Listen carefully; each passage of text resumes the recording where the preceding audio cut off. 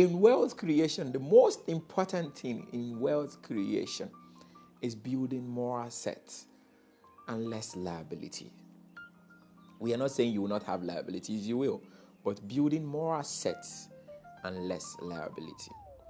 Today I'm talking to you about assets. A house can be a liability. Get this straight. A house can be a liability.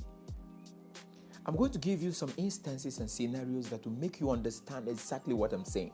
This topic is very important to me. That's why I'm bringing it to you. In as much as my business is to make you own a house, is to make you buy land and build a house for yourself, it is still okay to be a tenant. The most important focus should be, what is this land, what is this property bringing to me? Anybody who is building a house is trying to solve three problems. Number one is comfort. Number two is security. And number three is accessibility.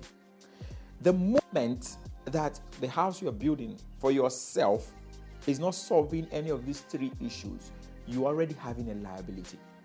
A client of mine decided to build a house and wanted to build an ultra-modern, state-of-the-art, magnificent house. And he spent over 130 million naira building that house. Mind you that the structural integrity of any property decreases after every 60 years. It means that you would have to renovate the house. Aside this, he's spending about 1.something million naira, about 1.3 million naira to maintain and manage the house every year. I would have advised that he look carefully into the real purpose of owning a house. Is to give your wife, your children, and yourself shelter.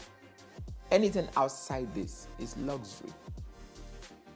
I have another client who decided to go to a remote area somewhere far from the city just because he doesn't want to be a tenant, to build a house. And he's spending approximately 1,000 naira for transportation coming to work and going back to the house. His wife is spending the same thing. The kids are spending the same thing so that they can attend one of the best schools. And now at the end of the year, when you calculate how much they spend on transportation alone, because that house is not solving that issue of accessibility and is not still solving the issue of comfort. When you calculate how much they spend every year for transportation alone, it's enough to pay for 3 years house rent. Automatically, you have a liability. Sometimes you live in remote areas where you don't have light. They're not solving the problem of comfort. It means that you have to buy fuel every night so your family can be comfortable. By the time you calculate how much you are spending every night on fuel for 1 year, it's enough to pay for 2 years' rent and use the money for something better. So my advice for you as a licensed realtor and as a real estate developer is that if you have 10 million naira,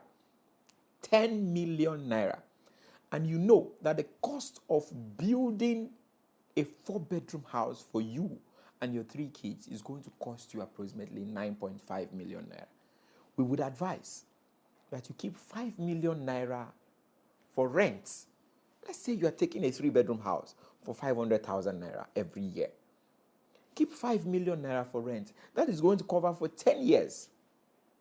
Take 5 million naira and buy lands. You can buy 5 plots of land for 1 million naira each. And in the next 5 years, you could sell a plot for as high as 5 million naira. This is worth it. Rather than building a house in a remote place, you are not solving any issues for yourself, you're not solving any problem, and yet the house becomes a liability to you.